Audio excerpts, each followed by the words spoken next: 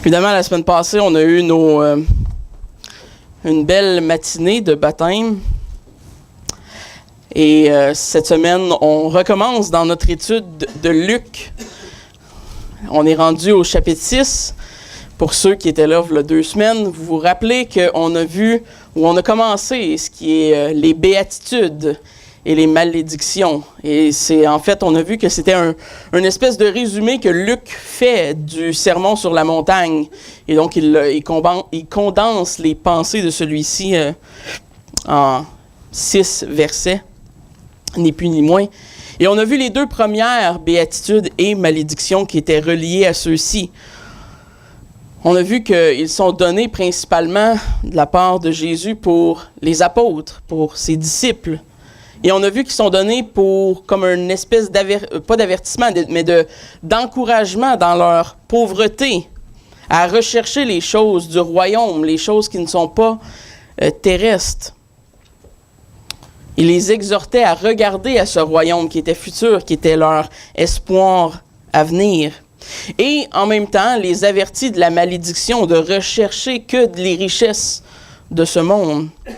Et de la malédiction d'avoir faim de ce monde au lieu d'avoir faim de la vérité et de Dieu. Finalement, on a vu que l'appel est clairement à vivre comme des disciples, de vivre de façon à contre-courant de ce que le monde nous présente aujourd'hui. Et donc, on va continuer dans cette lignée, on va terminer, ce qui est un peu en fait la deuxième partie de ce sermon sur les béatitudes. Et on va relire pour ce faire le texte de Luc 6, versets 20 à 26. Alors Jésus, levant les yeux sur les disciples, dit : « Heureux vous qui êtes pauvres, car le royaume de Dieu est à vous. Heureux vous qui avez faim maintenant, car vous serez rassasiés. Heureux vous qui pleurez maintenant, car vous serez dans la joie. Heureux serez-vous lorsque les hommes vous haïront, lorsqu'on vous chassera et vous outragera, et qu'on jettera votre nom comme infâme à cause du Fils de l'homme. Réjouissez-vous en ce jour-là, et tressaillez d'allégresse parce que votre récompense sera grande dans le ciel. Car c'est ainsi que leur père traitait les prophètes. Mais malheur à vous riches, car vous avez votre consolation. Malheur à vous qui êtes rassasiés, car vous aurez faim. Malheur à vous qui riez maintenant, car vous serez dans le deuil et dans les larmes.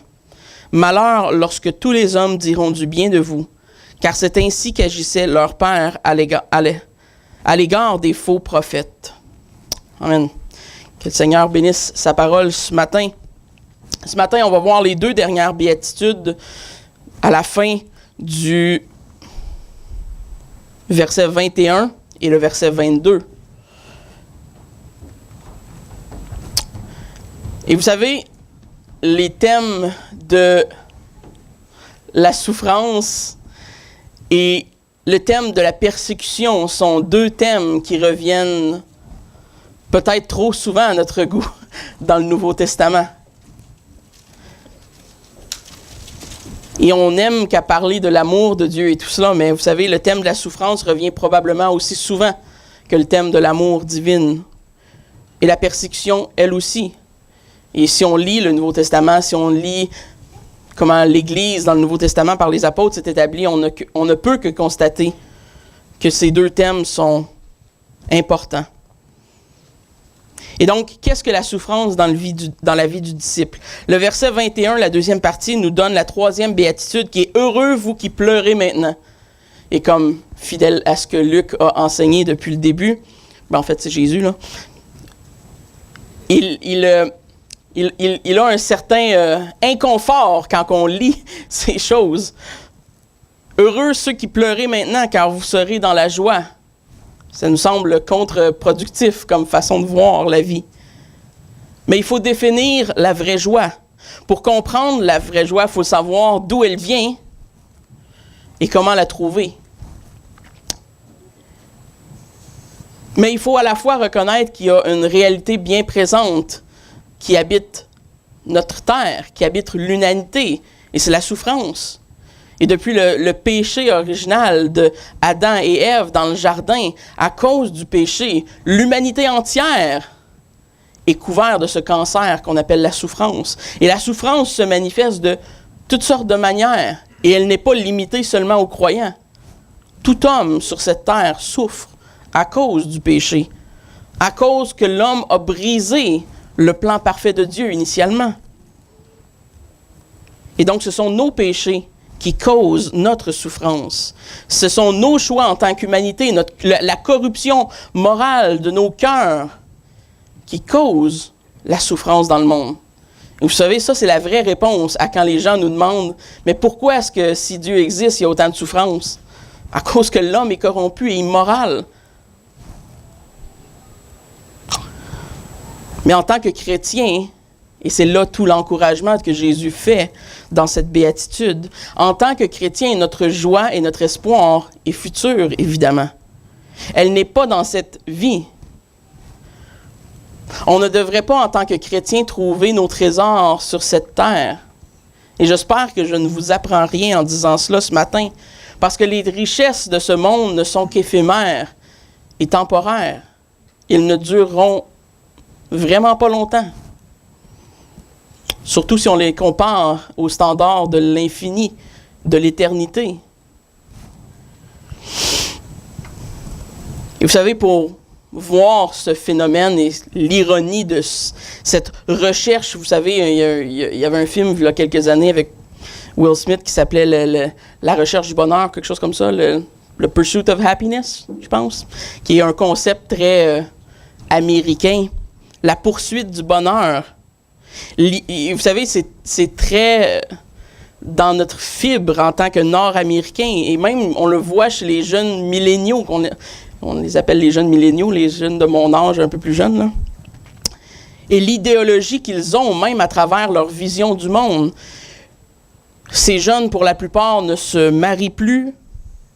Ils mettent un enfant sur la richesse, les finances, sur la réussite, au détriment souvent d'une famille.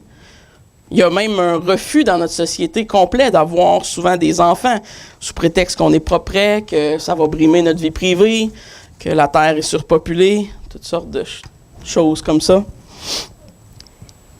Et le résultat, c'est qu'on voit une génération qui cherche à s'amasser des trésors ici-bas et qui n'ont même pas d'héritier à qui le léguer. Vous savez, c'est une folie en soi quand on regarde la chose. Mettre toute notre joie dans les choses qu'on amasse, dans notre richesse, mettre toute notre fierté dans qui nous sommes sur cette terre, juste pour voir tout s'envoler du jour au lendemain. Parce que je pense qu'on est tous conscients que la mort nous attend un jour ou l'autre. Et même les inconvertis sont conscients de cela. Et vous savez, cette idéologie populaire et ironique dans notre monde, dans notre société aujourd'hui moderne, est nul autre que le résultat d'une vision du monde qui a complètement évacué Dieu et qui commence et qui finit par l'homme au centre de sa vision. Mais il faudrait faire attention. Le sens de ce texte, quand Jésus nous dit « Heureux, vous qui pleurez », évidemment le « vous » en tant que tel dans le contexte, ce sont les apôtres directement, mais les disciples aussi à qui il parle, la foule, et par ricochet, nous, en tant que disciples. Le sens de ce texte n'est pas que toute forme de plaisir ou de joie est mauvaise. Ce n'est pas qu'on n'a pas le droit d'avoir de la joie ici-bas. Et si on lit le texte et qu'on se dit que, bon, finalement, il faut devenir des espèces de moines, ne pas interagir, ne pas avoir de plaisir, on rate le sens du texte. Le sens du texte, et Jésus, ce qu'il essaie de dire à ses disciples, c'est que la vraie joie appartient à ceux qui sont prêts à souffrir. Ça peut sembler ironique, mais la vraie joie appartient à ceux qui sont prêts à souffrir et à pleurer pour les bonnes raisons. Parce que eux auront une récompense future. Eux vont avoir la joie et le rire plus tard. Mais pour bénéficier de cette vraie joie, il faut être prêt à souffrir aujourd'hui. Et ça, c'est pas un très populaire message à prêcher. Et c'est pas le fun à prêcher. Je vous assure que cette semaine, en lisant les textes, je me suis dit « Ah, c'est le fun, je veux souffrir ». Il n'y a personne qui est naturellement comme ça. Mais cette vraie joie va loin, au-delà de notre présent état, de notre monde. La promesse est d'une promesse parfaite, de joie parfaite qui nous attend avec le Seigneur Jésus-Christ. Et sans cette promesse, bien, on voit le résultat de ce qui arrive aujourd'hui sur Terre. Le désespoir, la déception, le suicide, la dépression, ce sont tous des symptômes d'une vision du monde qui est centrée sur l'homme, mais qui est dénuée de tout autre espoir futur que le présent, du moins, de ce que je ramasse et de comment je suis vu.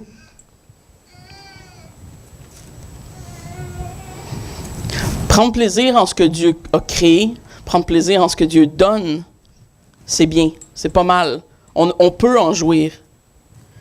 Mais de se confier et de mettre tout notre espoir et notre joie dans ces choses que Dieu nous donne et de non pas les voir comme ce qu'ils sont, des accessoires à nos vies, et de jouir de toutes ces choses de la terre sans restriction morale, c'est une folie. Et c'est pourquoi Jésus enseigne à ses disciples, « Vous êtes heureux si vous pleurez aujourd'hui. » Et vous savez, c'est difficile pour nous, c'est difficile d'enseigner cela, entre autres, je crois, à cause de la culture du divertissement qui est si forte dans notre société aujourd'hui. Et vous savez, sans aller dans trop de détails, on voit au sens large de notre société les effets ravageurs que a cette idéologie qu'on doit tout le temps être diverti.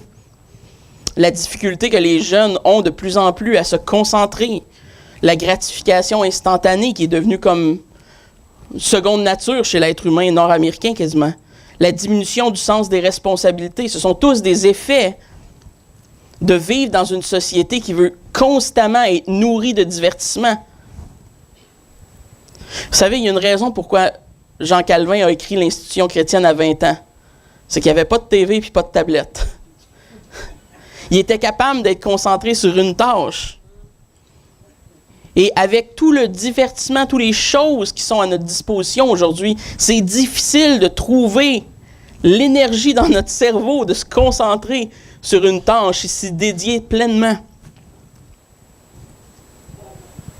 Et malheureusement, cet effet déboule chez les chrétiens et on n'est pas immunisé à ces choses. Et on voit pratiquement la même chose chez nous. On a de la misère à se concentrer. On est facilement attiré par les choses qui divertissent. Et à cause de cela, ça découle dans l'Église moderne.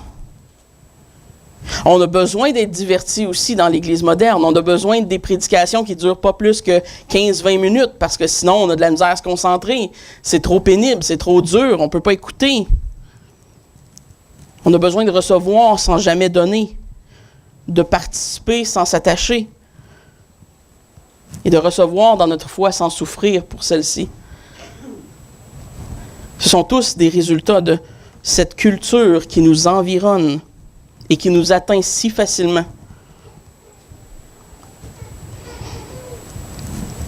Et j'oserais dire que le besoin du divertissement, besoin étant pas le bon mot, mais ce ressenti besoin de divertissement qu'on a et les résultats qu'il a présentement dans l'Église est un cancer. Est un cancer pour l'Église, ce que l'Église représente réellement dans le Nouveau Testament. Parce que tranquillement, les églises locales de nos jours se transforment, changent et s'adaptent à la culture environnante. En termes théologiques, c'est ce qu'on appelle du pragmatisme. Si ça marche et si les gens viennent, on va le faire parce que ça marche.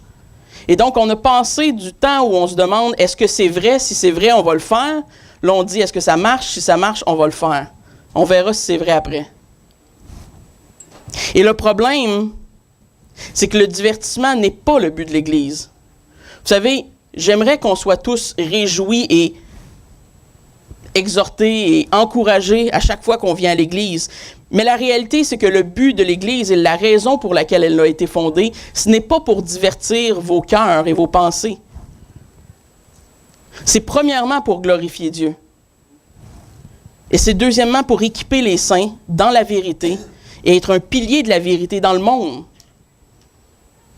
Et ce sont là les deux seules raisons que le Nouveau Testament nous donne de l'existence de l'Église. Et quand on commence à faire de l'Église quelque chose qu'elle n'est pas, et à chercher notre joie dans ce que la culture nous offre, on manque le bateau. Et la réalité, c'est que la plupart du temps, on va être diverti parce que Christ n'est plus assez pour nous. Parce que ce que le monde nous offre est moins souffrant, demande moins de responsabilités et est instantanément gratifiant. Et la vie chrétienne inclut de la souffrance, très rarement de la gratification instantanée, beaucoup de pleurs et de prières et de souffrance. Et si on n'est pas chrétien, on ne pourra pas dire amen à ça.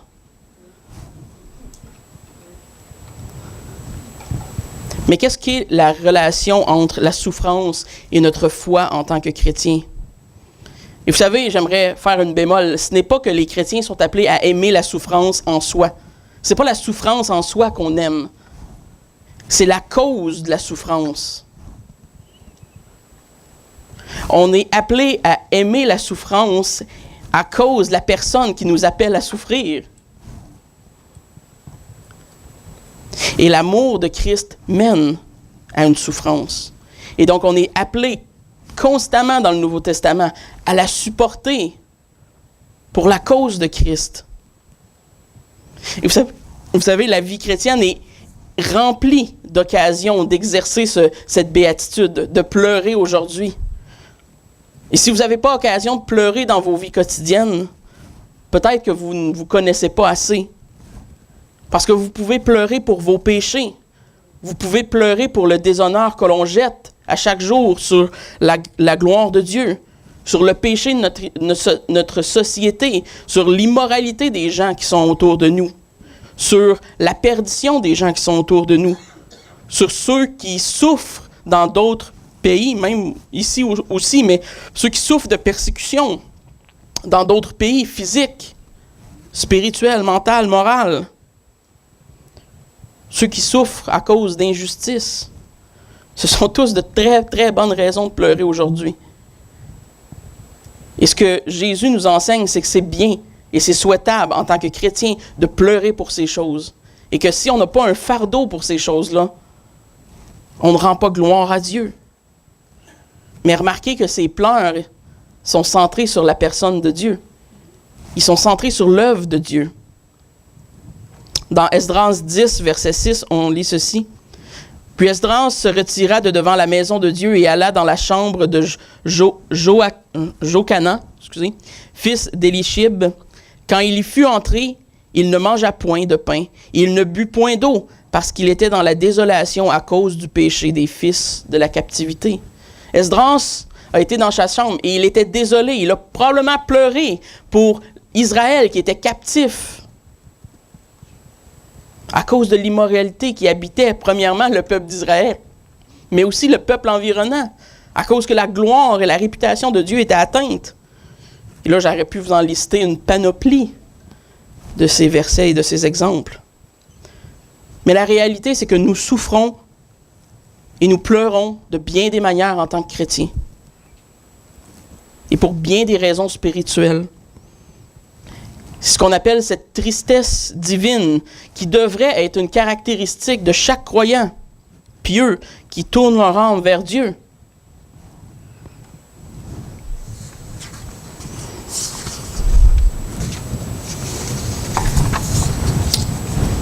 Et Dieu, à son tour, nous réconforte de cet espoir qui est futur.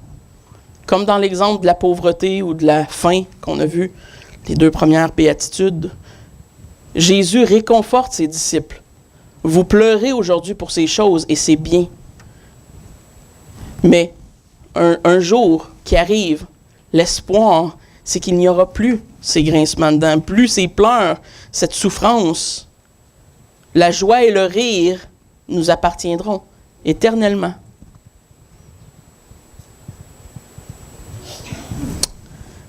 C'est Jésus-Christ qui pardonne, qui fortifie, qui délivre, qui rassure le chrétien. Et malgré les pleurs des saints au travers l'histoire de l'humanité, il y a cette joie que nous savons, cet espoir futur est bien réel. Et ce qui nous encourage au travers de ces souffrances, comme dans Romains 8, 18, nous dit « J'estime que les souffrances du temps présent ne sauraient être comparées à la gloire qui est à venir et qui serait révélée pour nous. » Et dans Apocalypse 21, verset 4, on lit aussi « Il essuiera toutes les larmes de leurs yeux. Et la mort ne sera plus. Il n'y aura plus ni de deuil, ni de cri, ni de douleur, car les premières choses ont disparu. » Et donc, il y a place à la souffrance et aux pleurs dans cette vie présente. Mais notre espoir et notre vraie joie, la vraie joie, celle du chrétien, c'est de savoir que Dieu ne nous abandonne pas et que Dieu est la réelle raison pour laquelle on peut trouver cette joie dans ce monde. Mais ne vous détromperez pas. Les larmes et les pleurs font partie de notre vie. Ils font partie intégrale de la vie chrétienne. Et si vous cherchez toute votre vie à éviter ces pleurs et ces larmes pour vous réconforter dans les joies de ce monde et que vous ne pleurez pas aujourd'hui, que vous échangez ces pleurs par le divertissement ou par toutes sortes d'autres choses, vous êtes dans l'erreur. Et l'avertissement est fait un peu plus loin quand il dit « Malheur à vous qui riez maintenant, car vous serez dans le deuil et dans les larmes. » De toute évidence, je pense qu'on peut s'entendre que Jésus ne s'oppose pas à toute forme de joie, de rire et de bonheur en tant que tel. En fait, son ministère est un puissant témoignage de protestation, si on veut, contre l'attitude un peu rabat-joie des gens qui étaient autour de lui, des chefs religieux. On voit clairement que Jésus appréciait la vie, les choses que le Père lui a données. On voit même que Jésus use souvent d'humour dans la parole, ce qui surprend des gens parfois. Mais ce dont Jésus parle, c'est qu'il y a un rire, une joie mondaine qui est l'expression d'une superficialité, qui est la façon extérieure de démontrer qu'on trouve toute notre joie et notre abondance dans ce monde aujourd'hui. Et c'est ce rire-là, ce caractère-là chez l'homme qui est condamné ici. La préoccupation de Jésus, c'est que les gens qui vivent pour ce type de rire, ce type de joie éphémère, la joie du monde, qu'ils soient avertis, qu'ils peuvent rire, ils peuvent jouir de la vie ici-bas, tant qu'ils veulent et tant qu'ils sont encore en vie. Mais un jour, ils seront dans les pleurs et les larmes.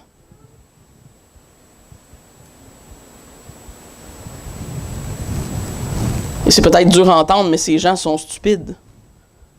Ils sont insensés, ils sont insouciants, ils sont superficiels. Et même quand des témoins, quand nous, en tant que chrétiens, ou quand Dieu les avertit par divers moyens de devenir sérieux ou leur donne une chance d'entendre le message de la bonne nouvelle de l'Évangile, ils rient. Ils se disent, c'est n'importe quoi. Je trouve ma joie dans ce monde. Je suis heureux. Je suis une bonne personne.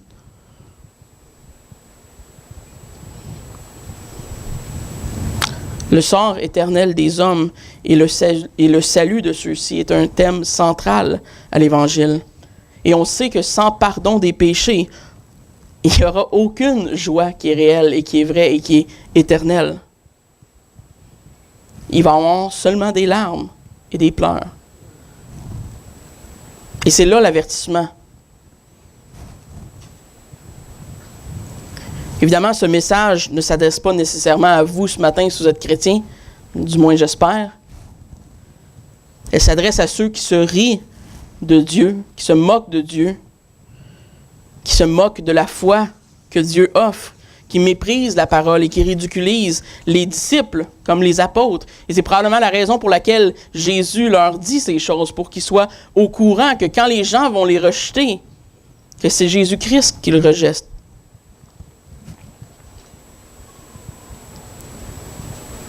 Et Jésus les avertit et les encourage que malgré ce qui peut paraître devant les hommes aujourd'hui sur cette terre, cette façon-là de vivre est une triste façon de vivre. Une triste façon de vivre qui va avoir comme résultat un triste sort éternel. Et ceux qui ne pleurent pas aujourd'hui pour l'immoralité, leur propre immoralité premièrement, leur propre péché et ceux du monde qui nous entourent, vont un jour pleurer éternellement pour leur sort, séparés de Dieu.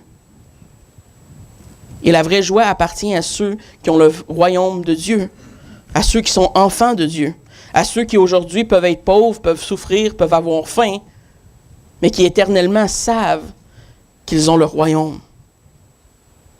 Et donc, en quelque sorte, c'est un encouragement ce matin que Jésus fait à ses disciples, à ses enfants, de ne pas tomber dans le piège de s'occuper plus de ce monde terrestre que des choses spirituelles. Le disciple est celui qui ne peut pas regarder son état et ne pas pleurer devant Dieu. Si vous n'avez pas de larmes et de tristesse à l'idée de ce que vous étiez devant Dieu avant d'être sauvé, il y a matière à reconsidérer votre salut.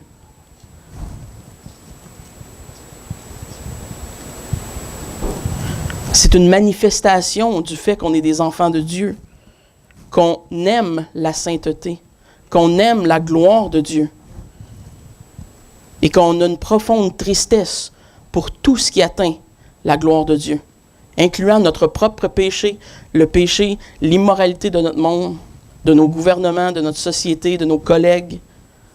Ces choses-là devraient nous atteindre. Et ce sont des raisons de pleurer aujourd'hui. La deuxième béatitude est plus enclin, ressemble, mais est plus par rapport à la persécution qui attend le disciple.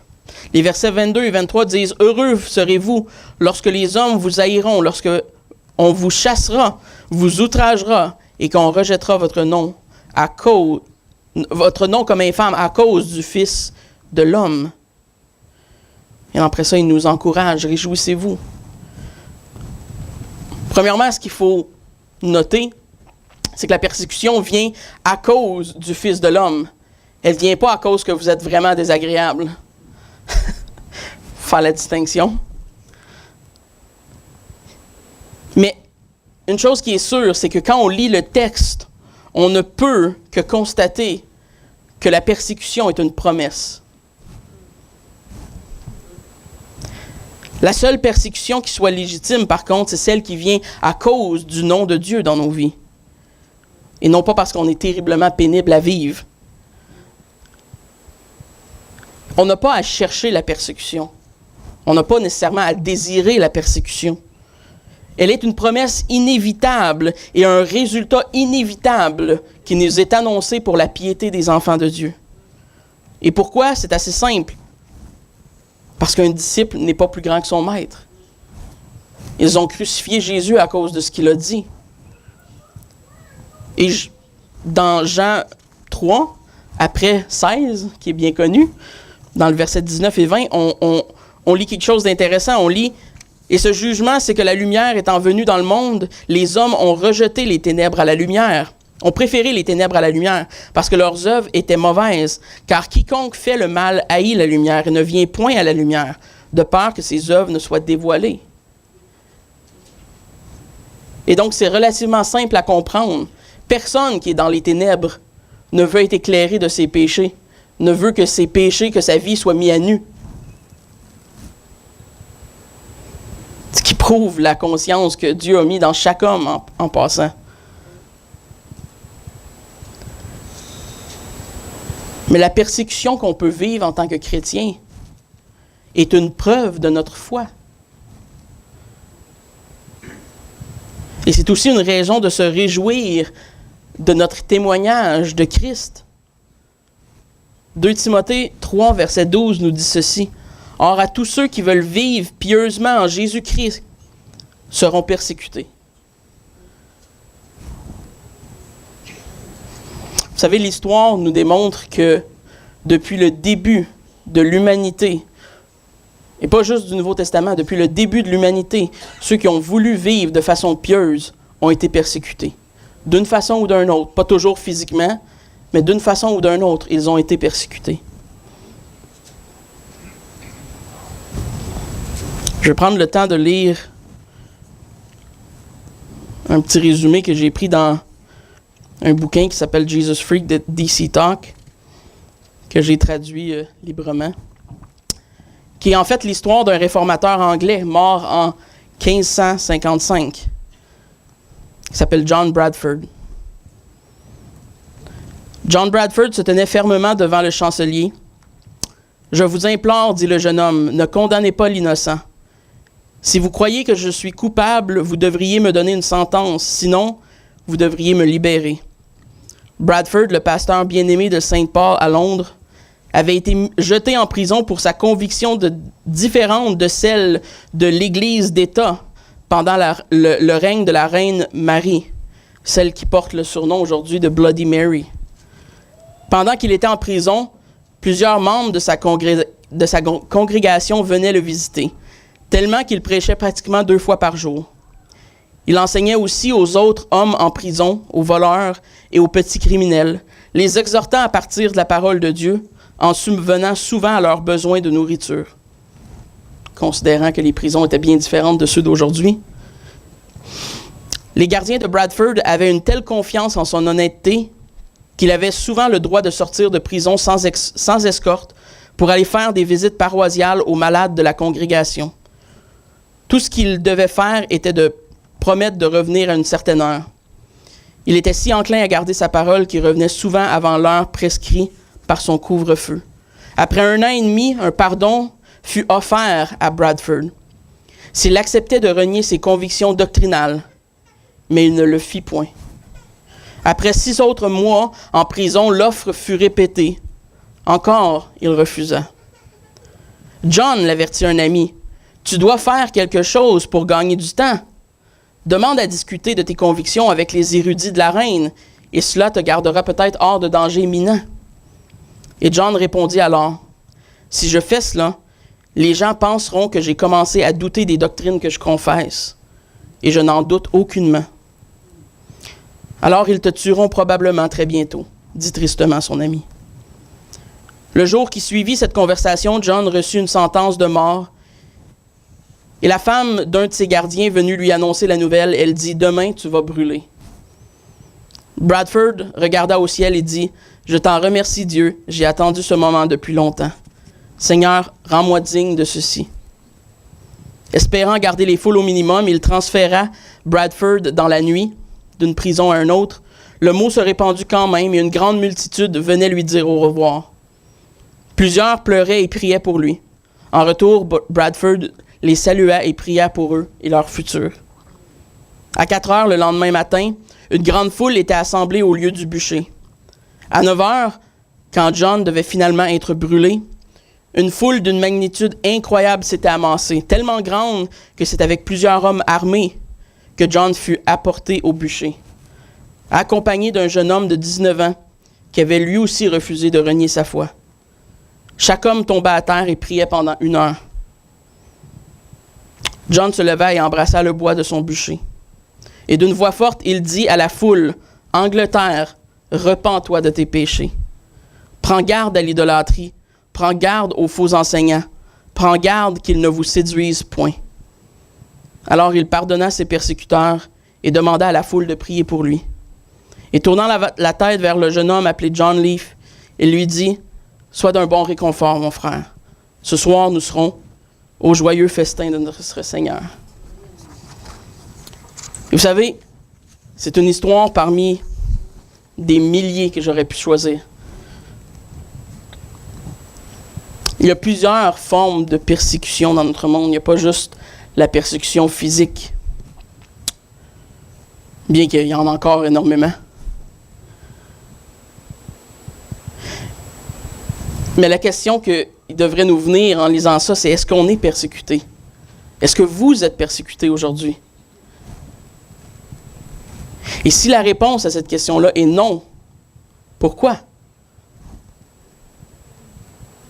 Et vous savez, la raison est simple et réellement brutale.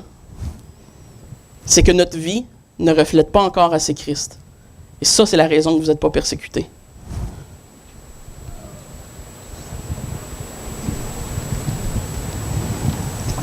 S'il n'y a aucune souffrance, aucune forme de persécution dans notre vie à cause du nom de Jésus-Christ, d'une manière quelconque, alors Christ n'est pas reflété dans votre vie assez grandement. Cette semaine, j'avais une conversation avec une collègue à mon nouveau travail.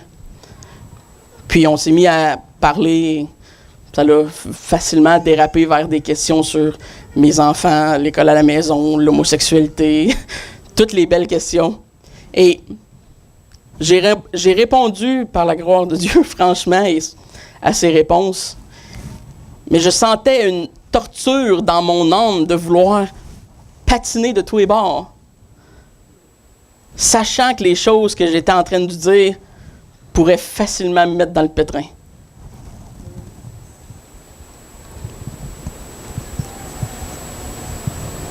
Mais qu'est-ce qui nous empêche de dire la vérité avec simplicité? C'est la peur de la persécution, la peur d'être persécuté, la peur de perdre la face, la peur de perdre sa réputation auprès des gens du monde.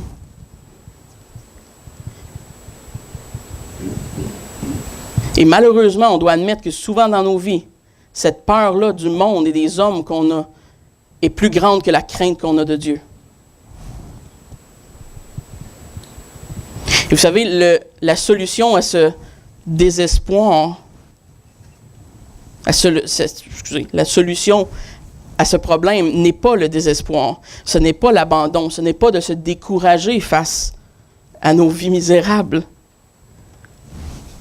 C'est la prière et l'espérance en un Dieu qui est agissant dans nos vies et à notre égard. Et vous savez, si Paul priait lui-même pour la hardiesse et le zèle dans sa propre vie, ce n'est pas parce que Paul était naturellement très fort et spirituel. C'est parce qu'il en avait besoin. C'est parce qu'il était faible. C'est à cause de ça qu'il priait pour la hardiesse et le zèle. Et on a besoin de l'Esprit Saint chaque jour dans nos vies pour vivre ce combat de la vie chrétienne. Sachant qu'on va être, par la grâce de Dieu et par l'Esprit Saint, amené à la stature parfaite de Jésus-Christ. Et c'est pour ça qu'on n'a pas de désespoir, malgré que quand on regarde nos vies, on peut être un peu désespéré. Mais selon Paul, il faut demander à Dieu de faire de nous des hommes et des femmes pieux, des hommes et des femmes saints. Et si nous recherchons la piété et la sainteté dans nos vies, le résultat inévitable, c'est qu'il y aura une forme de persécution. Que ce soit une persécution au travail, des gens qui vous entourent, une persécution pour l'Église, mais il y aura des formes de persécution. Et ce qui est étrange, c'est qu'on voit que l'une des effets, ou plusieurs des effets de la persécution, c'est la joie. Réjouissez-vous en ce jour-là. Le jour où vous allez être persécuté, réjouissez-vous. C'est contre-intuitif, je l'avoue. Tressaillez d'allégresse, c'est quand même fort, là. Parce que votre récompense sera grande dans le ciel. Pourquoi? Parce qu'on aime la souffrance, puis c'est le fun souffrir, puis c'est le fun être persécuté. Non! Parce que ces choses-là démontrent que vous êtes des enfants de Dieu et démontrent que Christ est glorifié par vos vies. Et un jour, les récompenses éternelles vous attendront. Et à cause de ça, on peut être dans la joie. Vous savez, on voit au travers la Bible, on voit au travers l'histoire que la persécution réelle et forte crée plusieurs effets bénéfiques. Elle sépare le blé de l'ivraie dans l'Église. Elle amène une bénédiction spéciale pour les opprimés, que Dieu prend tout le temps soin. Elle augmente le zèle et la hardiesse des chrétiens. Elle augmente notre assurance du salut. Parce que la persécution témoigne de notre statut en tant que chrétien en Christ. Si, évidemment, elle est produite à cause du nom de Jésus. C'est quand même important de faire la distinction.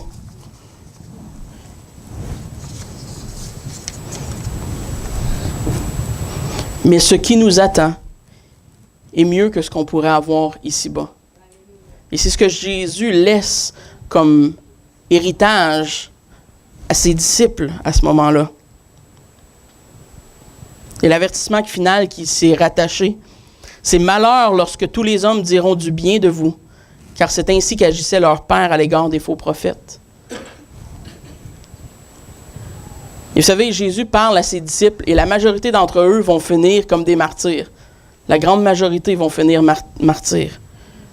Et donc, c'est un encouragement qu'il leur lègue pour leur ministère futur. Soyez courageux, soyez de bons soldats, soyez des hommes pieux et ne cherchez pas l'approbation des autres. Cherchez seulement l'approbation de Dieu. Si des hommes déchus, si des hommes perdus, immoraux, totalement dépravés, disent du bien de nous, malheur à nous. Parce que vous savez, la réalité, c'est que ceux qui ont été acceptés, ceux qui ont été aimés dans le peuple d'Israël, c'était les faux prophètes. C'est eux qui ont reçu les accolades. Tandis que les vrais prophètes, ceux qui annonçaient la condamnation du peuple d'Israël à cause de leur rébellion de cœur, ils les lapidaient et les tuaient.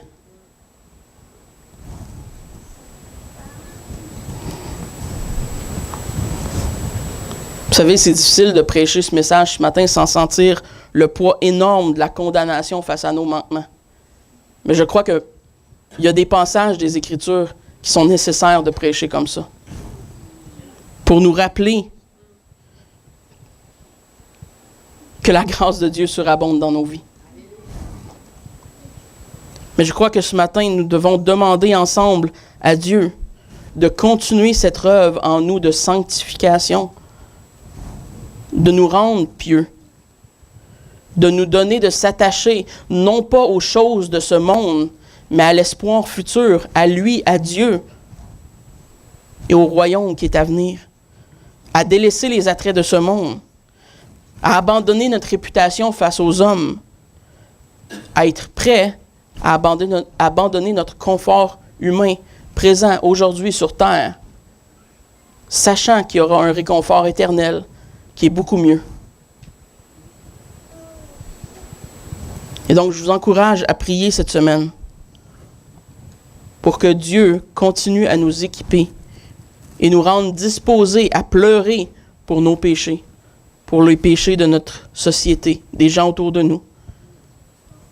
Que nous soyons pieux et saints et finalement, que l'on reste fidèle au travers de la persécution et qu'on trouve notre vraie joie au travers celle-ci. Prions. Merci Seigneur pour ce passage des Écritures. Merci parce que malgré la lourdeur de ce qu'il nous apprend, au travers de toutes ces choses, la souffrance, la persécution,